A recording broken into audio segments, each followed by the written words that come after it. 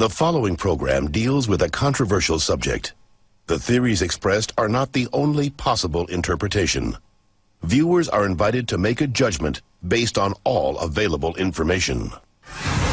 Tonight, liftoff. We have a liftoff. We investigate the most extraordinary event of the 20th century. It's one small step for man.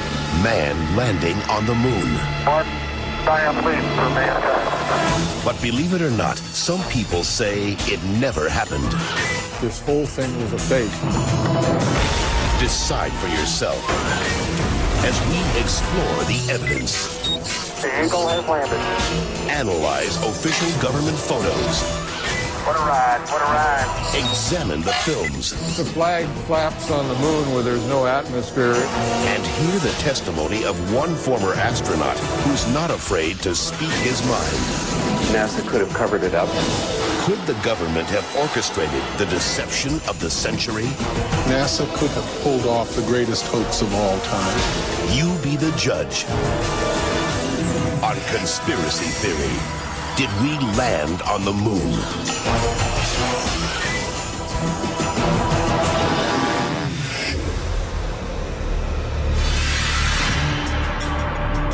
On July 16th, 1969, America held its breath.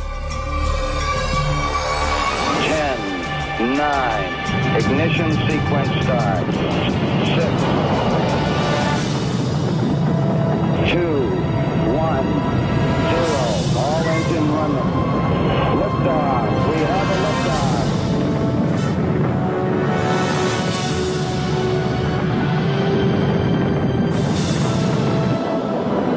Apollo 11 blasted into space, beginning its 250,000-mile journey to the moon. During their 8-day voyage, the Apollo 11 astronauts saw spectacular views of the Earth, floated in a weightless environment, and supposedly went where no man had gone before. Guys looking good, down a half. Lights on, picking up some dust. 4 forward, drift into the right a little. Contact light. Okay, engine stop. We copy you down, Eagle. Houston, Tranquility Base here. The Eagle has landed. But did it? Did they really land on the moon? Most of us think so. Millions of people watched on television as the lunar lander touched down, and these unforgettable words were spoken. It's one small step for man, one giant leap for mankind. But even today, there are those who claim that believing in man's one small step requires one giant leap of faith. Bill Kaysing was an analyst and engineer at Rocketdyne, the company that designed the Apollo rockets. There were many problems that evolved during the 60s that led people to believe that we're never going to make it to the moon.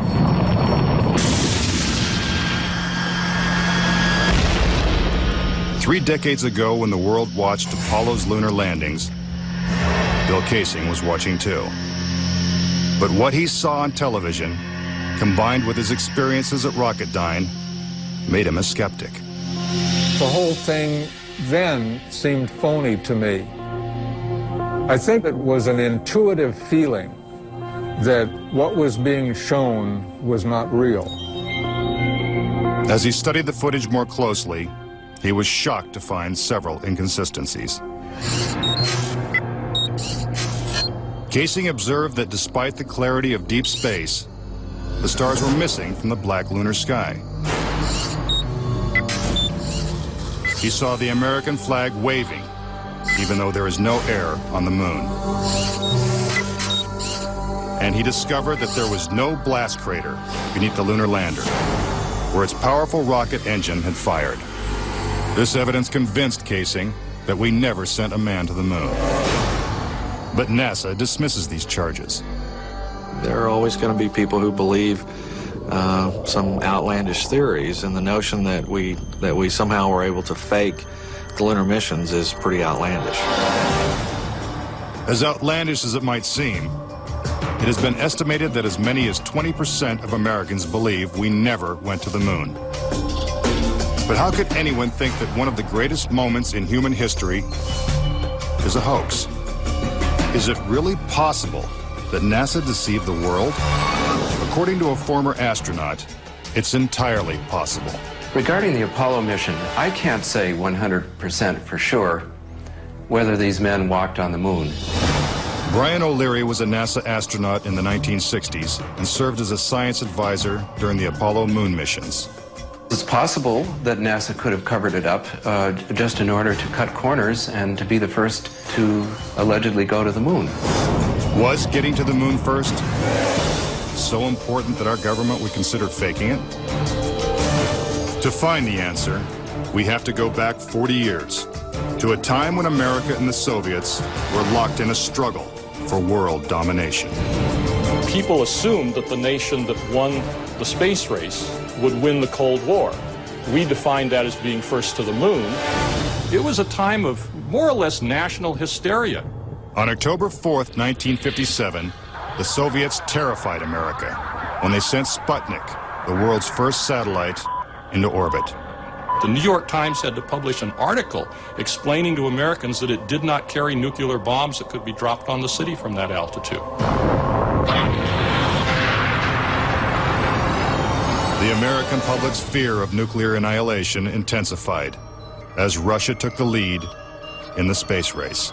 House Speaker announced in Congress that we may be headed for extinction. Many feared that the Soviet Union's ultimate goal was to put a missile base on the moon. Meanwhile, America's space program was having difficulty even getting off the ground. The chances of getting to the moon and returning safely to Earth were something like 0.0017%. In other words, virtually an impossibility. What actually happened, in my mind, is that during the 60s, they said, if you can't make it, fake it. But if the Apollo missions were fake, how was this monumental hoax accomplished? According to Casing, the launch of Apollo's Saturn V rocket was real. It just never sent astronauts to the moon. The astronauts were launched with the Saturn V.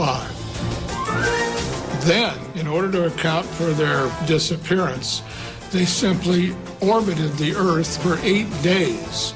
And in the interim, they showed these fake pictures of the astronauts on the moon. But on the 8th day, the command capsule separated from the vehicle and descended to Earth, as of course was shown in films.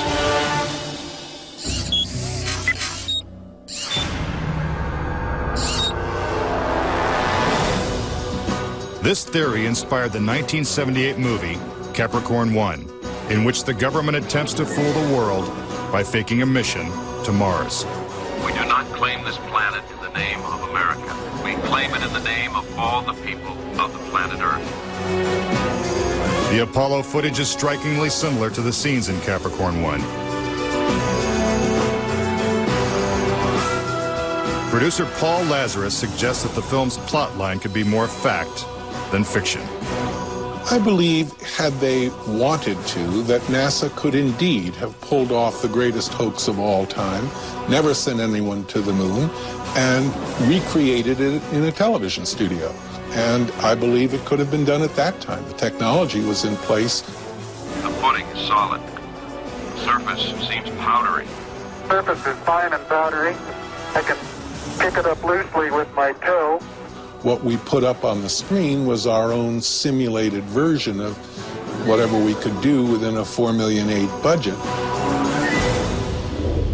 But with NASA's $40 billion budget, Casing believes they had the resources to pull off a hoax if they couldn't make it to the moon.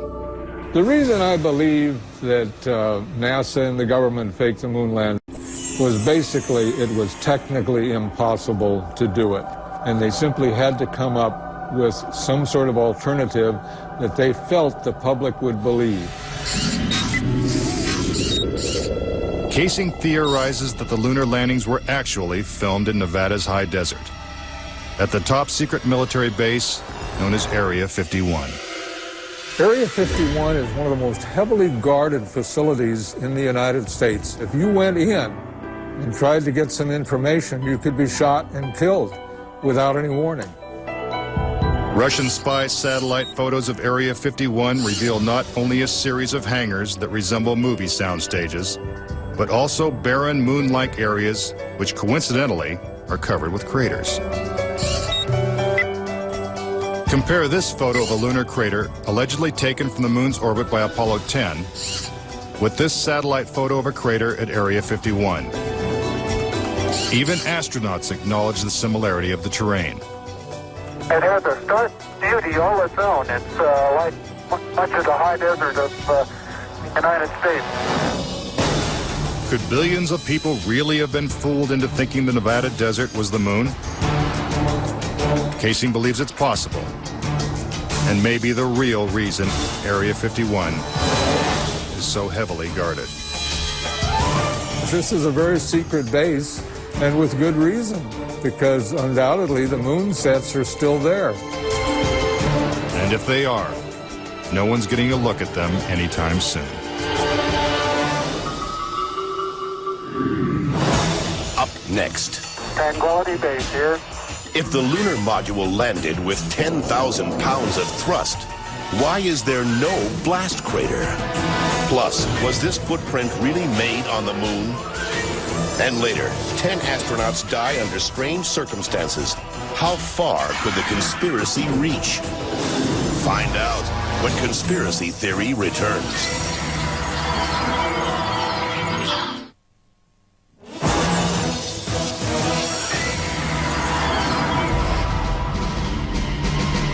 We've all been led to believe that on July 20th, 1969, the Lunar Excursion Module, also known as the LEM, carried American astronauts to the surface of the moon. But could it have simply been a prop lowered by wires onto a movie set? Bill Casing says that this may explain the absence of engine noise in the official NASA footage.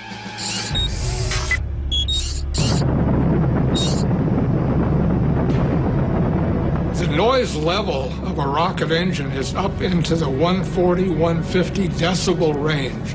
In other words, enormously loud.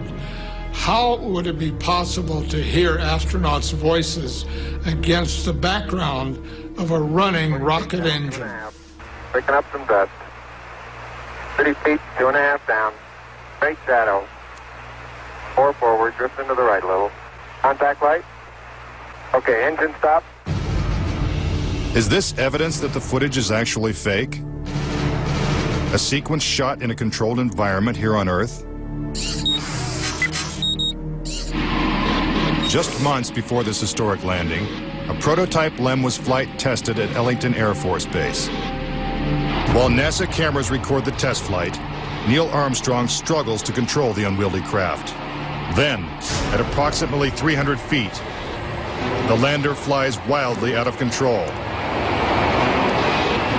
At the last second, Armstrong ejects.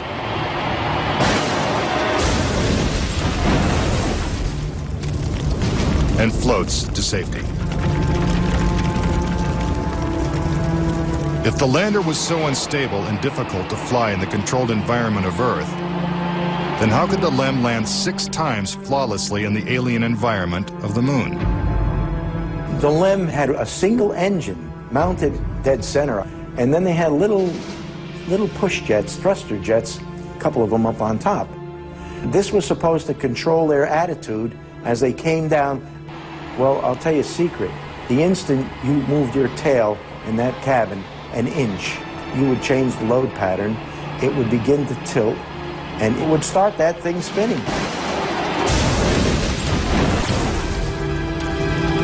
The arguments that have been arrayed on the side of those who believe that the lunar landings were a hoax are very elaborate, and they have to be to support a theory like this. In the end, there's one set of evidence that is irrefutable, and that is that there are footprints, boot prints, still on the lunar surface. But conspiracy theorists say that the footprints themselves are suspicious. The surface appears to be very fine-grained as you get close to it. It's almost like a powder.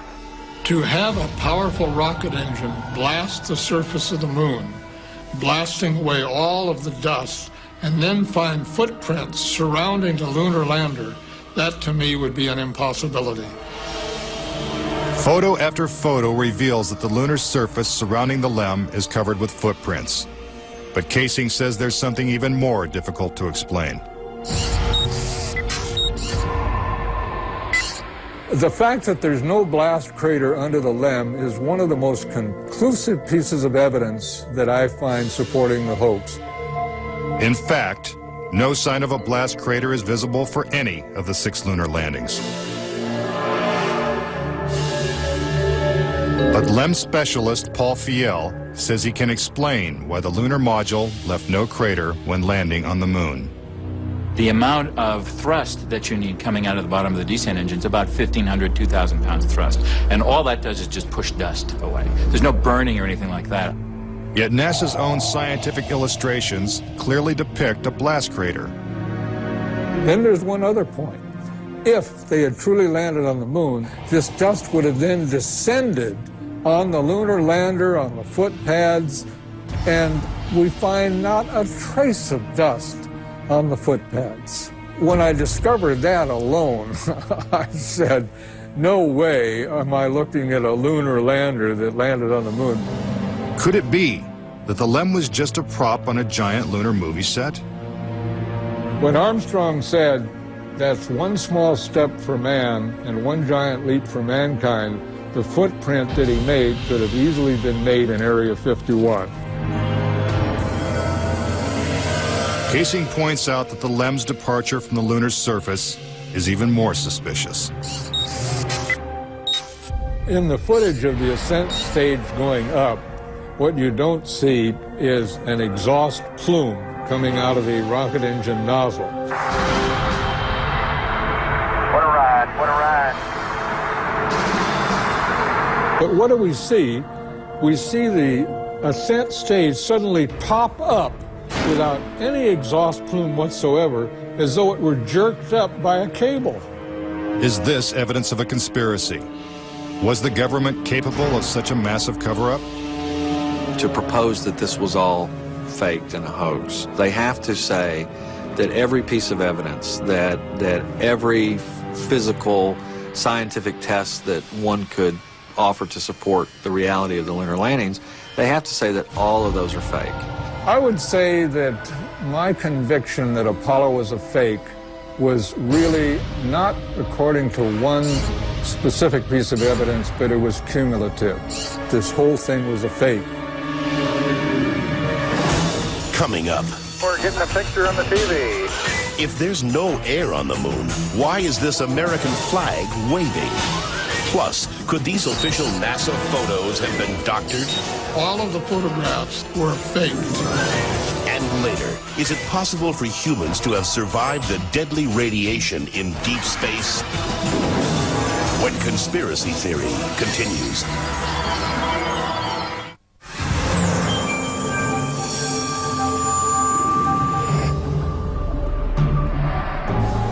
If the moon landings were actually filmed on a movie set, then where's the evidence? According to David Percy, an award-winning filmmaker and photographer, the proof is in NASA's own lunar photos and video. Our research suggests that images of the Apollo landings are not a true and accurate record. In our view, the Apollo pictures were faked. Many of the images are replete with inconsistencies and anomalies. In fact, Percy claims that when examined, these images suggest that man never went to the moon at all. This famous scene of man taking his first steps on the lunar surface is one of the most recognizable in history. But why are such important images so grainy and hard to see? And we're getting a picture on the TV. You got a good picture, huh? NASA claims it's the result of 1960s technology. But if you go back and look at it, The Apollo 11 mission was some pretty awful video by today's standards. These were ghostly images. It just did not look very real at all. And that was a function of the transmitter at the time, the camera at the time that we had available to us to fly on Apollo 11. But investigative journalist Bart Sabrell believes that NASA intentionally made the images hard to see. NASA orchestrated the hoax in a very unique way through television. They had one picture which they completely controlled, black and white, grainy, that convinced everybody we were on the moon. We had no reason to doubt it. They had complete reins over the pictures, over the sound. I mean, sad to say, it was easier than people believe. But despite the lack of clarity, conspiracy theorists see evidence suggesting that these images were staged. It's absolutely unreal. Although it appears that the astronauts are moving in the moon's gravity, which is 1/6 that of the Earth, Percy notes that when the speed of the film is doubled, the astronauts appear to be running as if in Earth's gravity.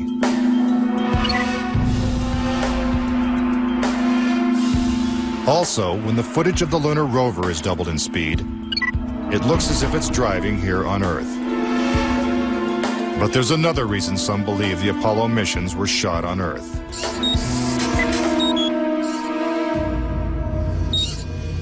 If there is no air or wind on the moon, why is this American flag waving?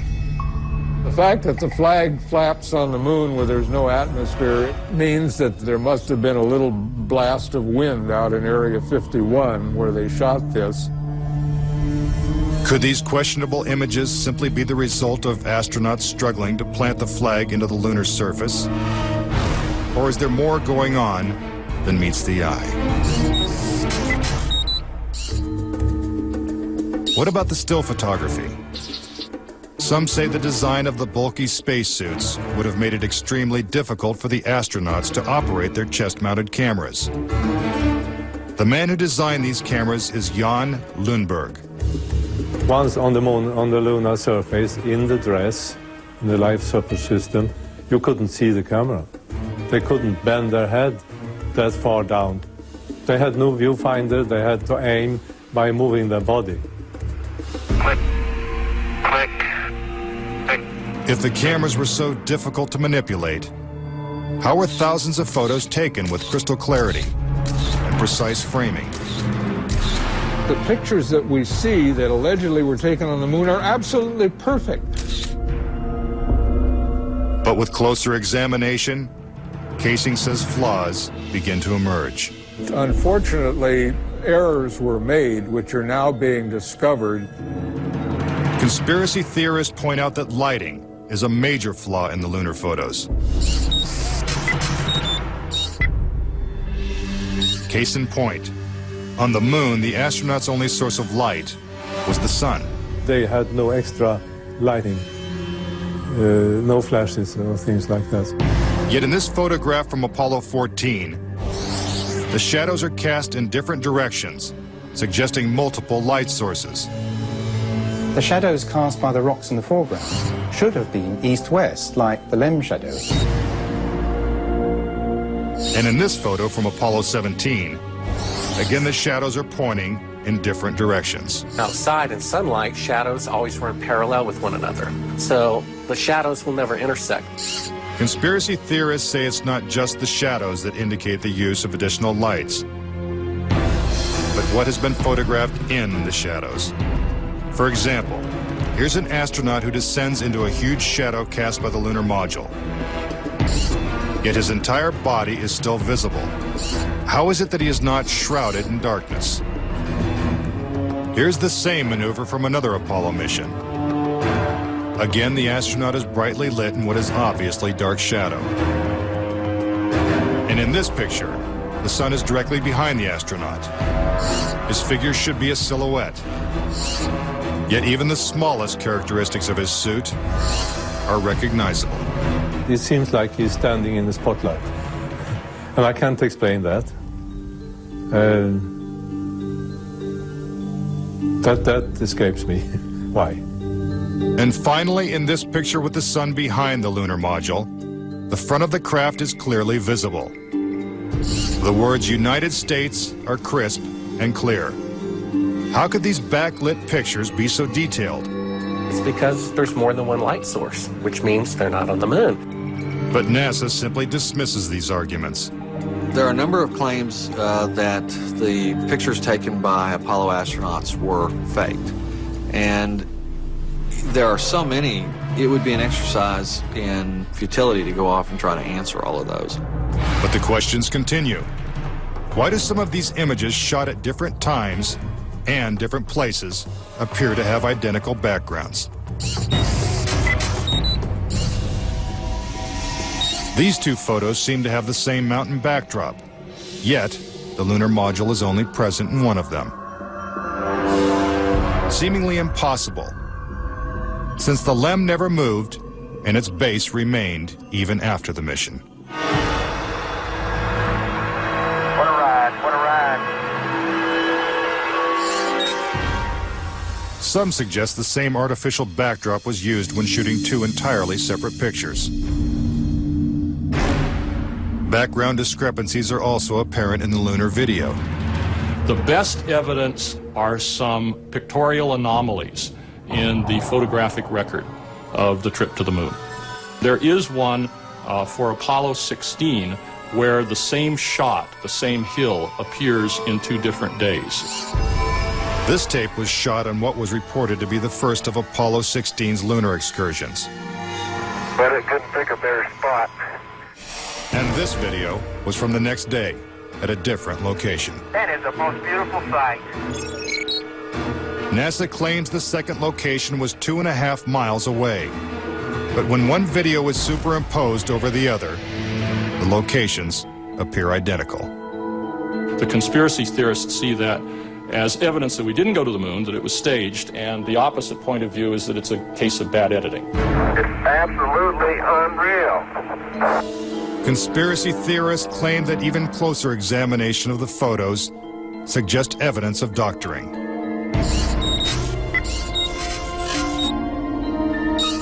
For reference, crosshairs were permanently etched into the lunar cameras, so they would have to appear on top of every image. But in this photo, a crosshair is behind a part of the lunar rover. This situation is impossible and has to be the result of technical manipulation and doctoring of the image. And in this photo from Apollo 11, the equipment in the foreground is covering the crosshair, not behind it. And in another from Apollo 12, the American flag is covering one crosshair, and the astronaut is covering the other. When presented with these questionable photos and videos, NASA refutes the conspiracy theories. Some range from incredibly complicated to incredibly goofy. There are arguments that are wrong optically, they're wrong physically, they're wrong scientifically, they're wrong historically.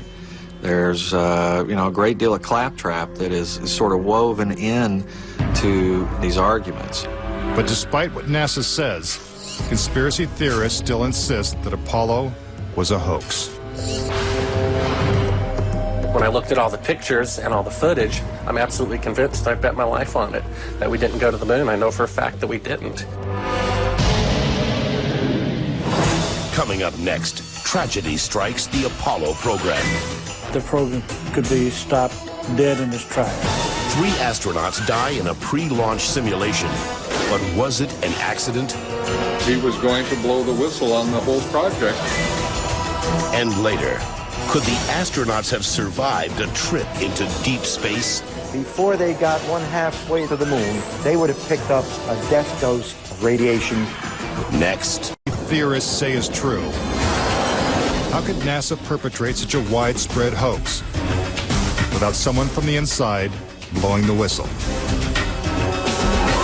Virgil Gus Grissom was selected as one of the original 7 astronauts.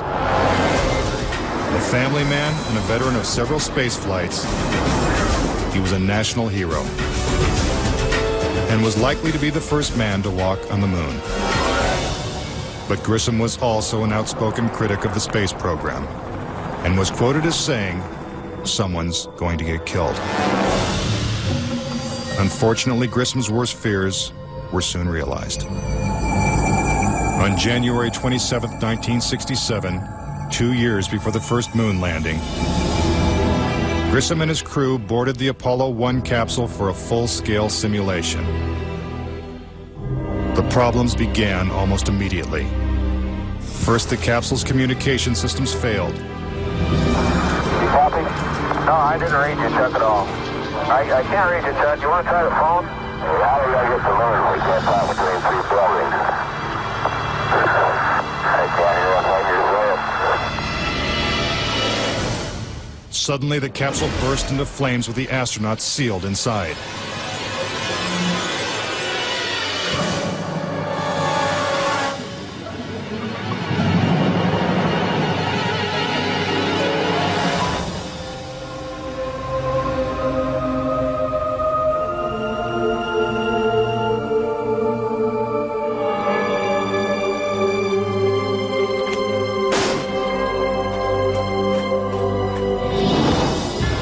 Tragically, Gus Grissom, Ed White, and Roger Chaffee lost their lives before ever leaving the launch pad.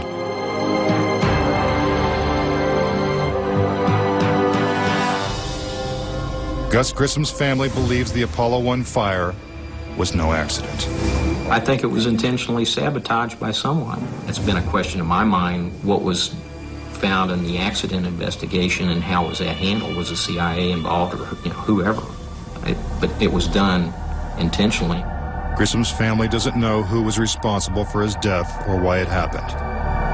But they say NASA knows the truth. Gus gave his life for this program, and I feel like that it is up to NASA to come forward and give us a direct answer to what really happened. Were Gus Grissom and the Apollo 1 astronauts victims of a tragic accident? Or were they intentionally silenced because they knew too much? We may never know. The cause of the fire is still a mystery, and the capsule remains locked away at a military base. But Grissom wasn't the only Apollo critic to meet with a suspicious and untimely death. Thomas Ronald Barron was a safety inspector during Apollo 1's construction. After the fire, Barron testified before Congress that the Apollo program was in such disarray that the United States would never make it to the moon. He claimed his opinions made him a target. Has there been any pressure on you by NASA? Nothing. We were, my wife and I were somewhat harassed at home when this first thing broke some time back, but it's gone away now. As part of his testimony, Barron submitted a 500-page report detailing his findings. It was the real fear that the program could be stopped dead in its tracks. Then exactly 1 week after he testified, Barron's car was struck by a train. Barron, his wife, and stepdaughter were killed instantly. I believe that Thomas Ronald Barron was murdered because he had the truth to tell about the Apollo project. Barron's report mysteriously disappeared, and to this day, it has never been found. But the Apollo program continued, and so did the string of untimely deaths. Between 1964 and 1967, a total of 10 astronauts lost their lives in freak accidents. These deaths accounted for an astonishing 15% of NASA's astronaut corps. To keep something that's alive wrapped up and covered over, you've got to eliminate all the people that can talk about it. Could the government have gone this far to pull off such an elaborate hoax? NASA says it's impossible. There were probably 250,000 people who were directly involved in the Apollo program, and another 500,000 people beyond that. 750,000 people can't keep a secret like that. That's just not going to happen. But Bart Sabrell insists that most NASA employees knew nothing of the deception. Very few people at NASA knew. thing is so departmentalized. You got the person building the bolts in Houston, or doing this in Seattle, or doing this in Florida. No one knows the full picture. So, you know, you had no one seeing the full picture of anything except a handful of people. If the conspiracy theorists are right, and only a few people knew the whole story, then the truth may remain buried forever. When we return, could the astronauts have survived the deadly radiation of space? Getting them past the radiation belt would have been impossible. And a Russian cosmonaut breaks his silence when conspiracy theory returns.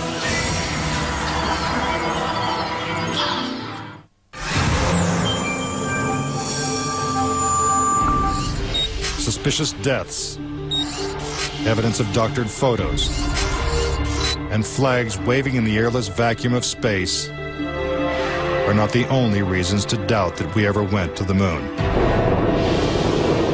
Some say the astronauts could never even have survived the trip. The reason why they couldn't go to the moon is because of a phenomenon that few people know about called the Van Allen radiation belts. 500 miles above the Earth, these bands of intense radiation surround our planet and are thousands of miles thick. Any human being traveling through the Van Allen belt would have been rendered either extremely ill or actually killed by the radiation within a short time thereafter. Other than the Apollo missions, no other manned space flight has attempted to pass through this deadly radiation.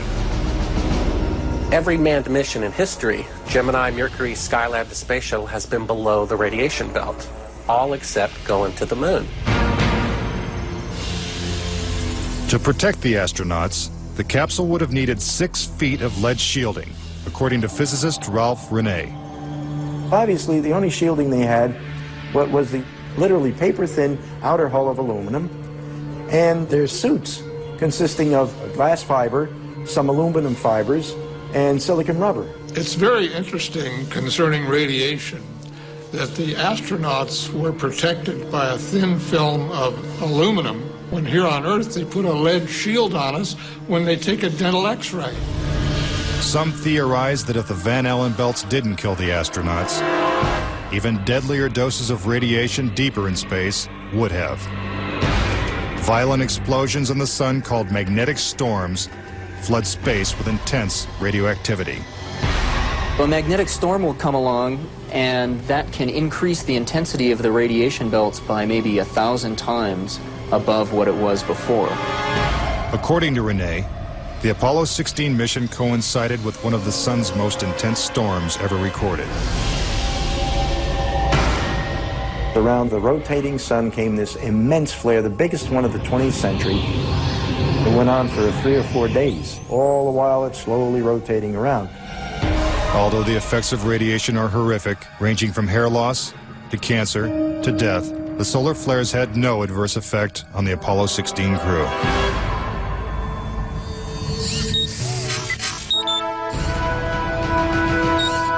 NASA had another problem, and one is that the moon's surface is totally inhospitable to man. If you do it in the dark, and that includes any part of the shadow of the spacecraft itself, the temperatures go down to 250 degrees below zero. In the sun, the temperatures go up to 250 degrees above zero. Rene also theorized that the astronauts' liquid-cooled spacesuits could not have provided sufficient protection from the intense heat and radiation. But NASA maintains that this hypothesis is wrong. The claim that the radiation on the lunar surface would have incapacitated or hurt the astronauts, it's equal parts bad science and a bad understanding of how we went about designing the equipment. The spacesuits that they wore were incredibly tough and very resilient to lots of different things. If those suits do what NASA says they can do, then I want to see them suit up a guy or two, put him into 3 Mile Island, the pit there that's still hot, and have them clean up the mess. But they can't and they don't. The fact remains that no Apollo astronaut has ever suffered a serious illness from a trip to the moon. Could this be because they never left the safety of Earth's atmosphere in the first place? This is the main reason why the Russians never really intended to send the men to the moon. Was it the fear of lethal radiation that caused the Russians to abandon their plans to go to the moon? According to one of their chief cosmonauts, it was certainly a factor. Of course, we were worried to go out into the unknown of space. Of course, we were fearful. We had no idea how a human would be affected by the radiation. We suspected that possibly the radiation could even penetrate through the craft itself. Are the deadly perils of space proof that NASA faked the Apollo missions? To this day, the Russians have never sent a man to the moon. And we have no plans to return. A final word when conspiracy theory continues.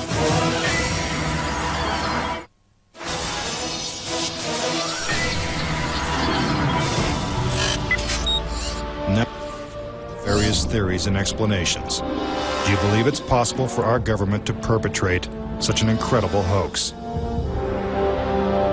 Is it conceivable that with its $40 billion price tag, the Apollo program was nothing more than the most expensive movie ever made?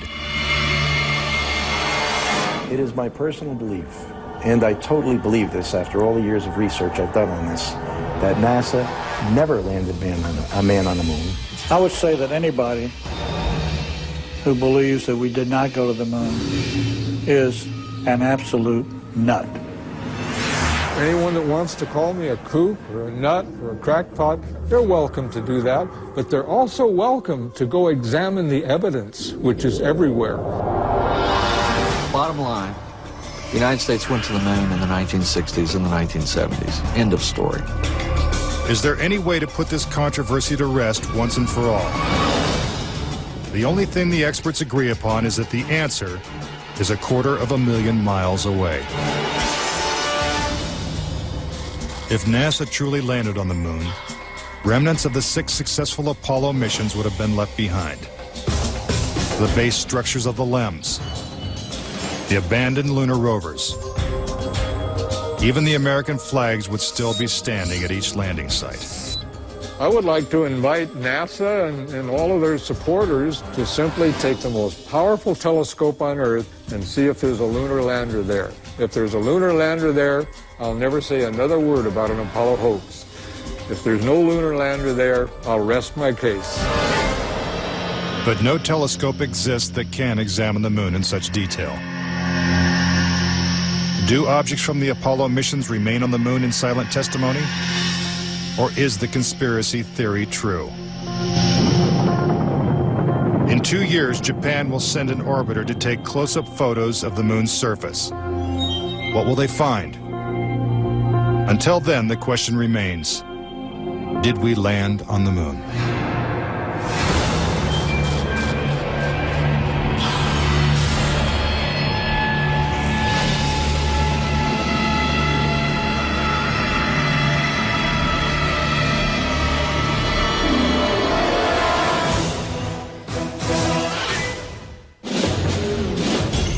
Followed by question and answers.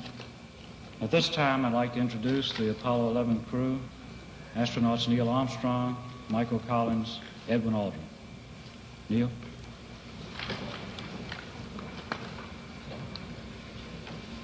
It was our pleasure to have participated in one great adventure. It's an adventure that took place not just in the month of July, but rather one that took place in the last decade.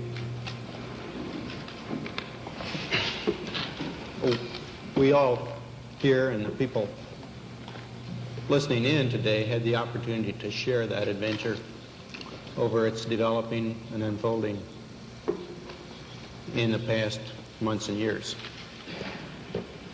It's our privilege today to share with you some of the details of that final month of July that was certainly the highlight for the three of us of that decade.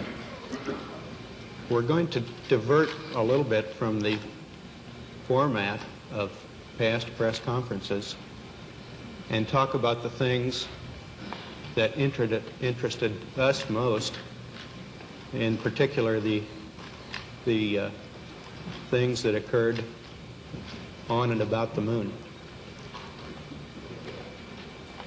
We will use a number of films and slides which most of you have already seen,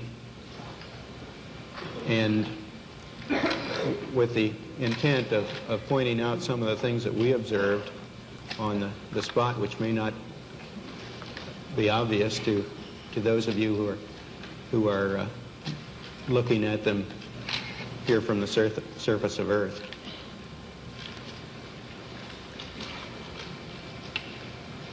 The flight, as you know, started promptly. And I think that was characteristic of all the events of the flight. The Saturn gave us one magnificent ride, both into Earth orbit and on a trajectory to the moon. Our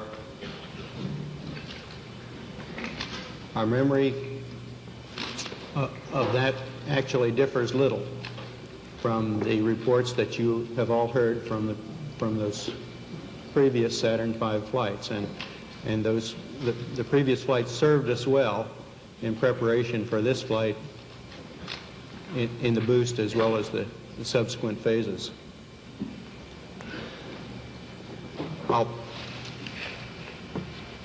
We would like to skip directly to the translunar coast phase and